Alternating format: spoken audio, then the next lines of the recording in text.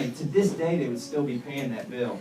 So anyways, I could go on with a lot of other examples, but my point is there's waste, fraud, and abuse at every level, and it makes sense to get involved at the county level. You can have a lot of effect there.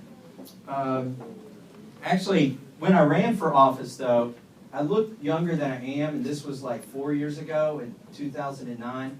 I looked even younger then, and this was just like door to door, you know, knocking on doors, and I saw an older lady getting her groceries out of her car. It was so hard to find these people at home. When I saw somebody in their driveway, like, you know, struggling with their groceries, I was like, I can get this vote.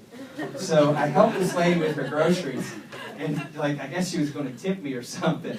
And I did like they tell you, you know, I looked her in the eye and I said, ma'am, would you vote for me for county judge executive? And she said, does your mother know you're doing this?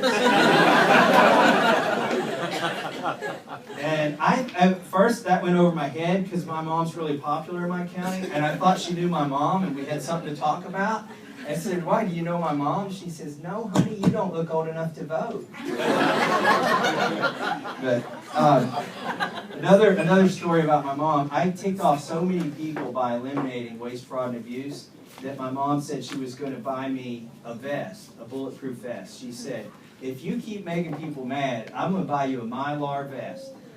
I said, Mom, Mylar's what they make the wedding balloons out of.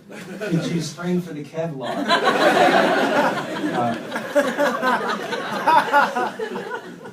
So that's some of my county stories.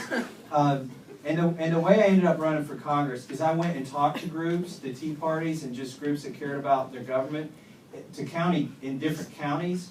And I kind of got a reputation for all the counties around me for eliminating waste, fraud, and abuse. So when our congressman resigned, I ran for that race. People wanted me to run for Congress, and I agreed to and did it, and now I'm here.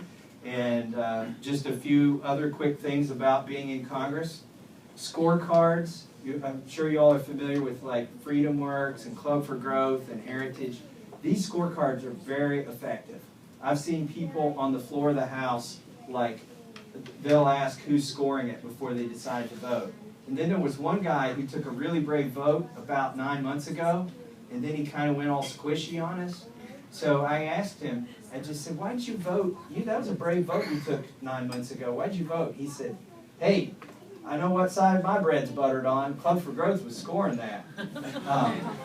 So these scorecards are very effective at steering congressmen, but now I don't even let my staff tell me which votes are being scored. I don't want to know before I decide how to vote because they're made to steer you.